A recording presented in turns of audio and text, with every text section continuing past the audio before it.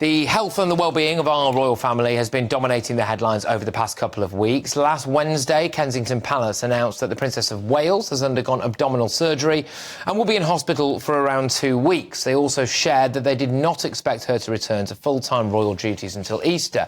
Well, then today, King Charles was admitted to the London clinic, the same hospital as his daughter-in-law, for his planned prostate procedure. His wife, Queen Camilla, told those in the hospital that His Majesty is doing well following the operation, which is lovely to hear, isn't it? And then earlier this week, of course, Sarah Ferguson, the Duchess of York, shared that she's been diagnosed with skin cancer following her breast cancer diagnosis and treatment last year. Well, King Charles and Fergie have been praised for their openness surrounding their health conditions, but is this kind of transparency from the royals exclusively positive? Should some form of privacy still be valued? Well, of course, I'm going to get the views now of my panel. TV News legend John Sargent, editor-at-large at The Mail on Sunday, Charlotte Griffiths, and social commentator Joanna Jarju. John, I hope you don't mind me mentioning this. There's a certain relevance, I believe, between yourself and the procedure that the King has just had. It is, yes. Yep. Now, I had the same procedure about a year ago, so I've sort of, I don't know, me and King become just that bit closer together. But, I mean, it's a very common operation, and it's something which people ought to know about, because otherwise they live with, you know, uncomfortable symptoms. And you can get it done. I mean, the problem is there's a waiting list and all the rest of it. And I can only report that it's completely sort of straightforward. It's not painful. Do you mind me asking about what it is? How old is it? I know about what it is, about what... How it work, yeah. It's because your prostate's enlarged. This is just a bit of you. And the only problem is that once they start cutting bits out of you, you never quite know whether they won't take a bit of it, go to a biopsy and say, hold on a moment, this is cancerous. So although the actual procedure is quite straightforward, frankly, when people start digging around inside you, they can find something. They didn't with me, and I'm sure they won't with the King if they've gone through all that procedure. But it's an element there. There is an element of fear. There's an element of what will this bring, and will it go on to something else? So, you know, it's serious. Charlotte, you've been breaking big royal stories since day dot. So what do you make of all of this going on at the moment? Well, I think your first reaction, I remember last week when we first found out about his enlarged prostate, you kind of had that little bit of cringe, and I think some people have, because it's a lot of information to have about the monarch, and we're not used to it because the Queen was incredibly private, and of course Kate's being very private. But it has been amazing because there's been this huge surge of clicks on the NHS website, and people are now finding out about the symptoms. I was actually Googling the symptoms today. It was something I've never done before. Yeah? And thinking, oh, I wonder if anyone I know... You know, it does get you thinking, and it definitely is, in fact, raising awareness. So even though it might be a little bit TMI for some people, it could be ultimately beneficial if it means a few more people get diagnosed before anything bad happens to them. So... yeah, I think it's probably a good thing.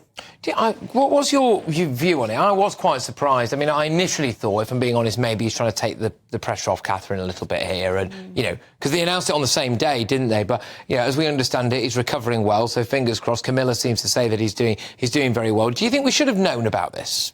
I think so. I'm not a royalist at all. I don't mind the royal family, but, you know, I'm not kind of a devout fangirl of them. But I think that this is exactly the type of impacts that they should have on the country, you know. I think for some people who aren't royalists, they kind of say, well, what's the point in them? Well, actually, they're major public figures in our country, obviously. And this is the type of influence that I want to see. And I think that I'd like to see more kind of charity work within whatever, you know, healthcare, and kind of for them to ride off this a little bit and to have more awareness when it comes to the general public's health. He's got such a dutiful prostate. He has. Prostate has been put to work. But it's also a sign, too, of, you know, this is the whole point about a royal family and how it works, a very strange system. Other countries don't adopt it like we do. But one of the advantages is you do see them in sickness and in health. You see them going through all the things that other families do. And it's not the same as film stars, or it's not the same as politicians. They are a family, people know about them, and they should know that, of course, going to hospital, having procedures is very much part of family life. John, how long did it take you to recover from this operation? And, you know, I'm just trying to figure out how long we might be without a working Well, I was king. extremely keen to go after the first night. Oh, that's quite enough. Right. I want to go back home and get on with thing, things. then. And they said, "Oh, now look, if you do that." No, what they were worried about was they thought it was no reason why I shouldn't go home. I felt okay. I was okay. So off we go.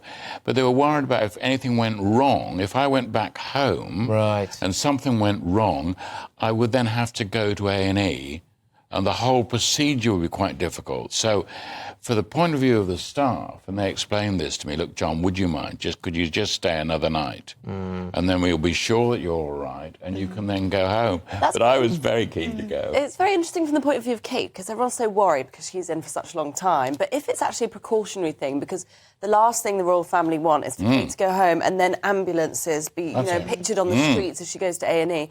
So maybe it's an abundance of caution, that famous thing. I mean, this is wishful thinking, but people are worried about how long Kate's spending in hospital. But maybe it's an abundance of caution, wanting to prevent her from having an A&E dash, which I'd never thought about until you just said that. I actually think that obviously it's been positive, all the news coverage and the influence that the King has had, but I do think that it would have been good to have that kind of transparency from Kate as well, for the people who are worried sick, who are really concerned about her, but also it just creates this kind of storm. And I almost think that when I've seen the news coverage of this, I think that some of it's actually kind of backfired on the royal family, and I don't think that it's the royal family's fault necessarily, but I think some of the reporting, especially when it comes to William and how he's supporting her, I don't think that it's kind of stuck with the public as much as what certain people thought it would. You think, I think the other problem is that doctors don't know everything. There was someone I knew very well who told the story of a friend of his who had a full medical checkup. The next day had a heart attack. Oh, great. And so it's extremely difficult for the doctors, however eminent they are, and they're saying, oh, Kate is fine. Does that mean she'll be perfect? I tell you Are what, you sure of that? Well, I'm not sure. I would not fancy being, a surgeon or someone like that who is tasked with looking after the king. I think my hands would be shaking too much. Can I just ask you though, Charlotte, we're going to talk about this a little bit later on. There's been a couple of videos emerging of Harry and Meghan, out there on the old red carpets doing the Bob Marley thing. His dad's undergone some kind of procedure today. Kate's in hospital. There's, the Duchess of York is ill as well. How do you think it looks when you've got Prince Harry there, potentially having a bit of a row with Meghan at a Bob Marley event?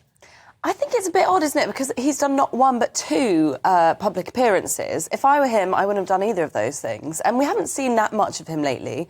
And here he is. He's made two appearances, one with Meghan. Actually, I think it's a bit off-key, today of all days especially.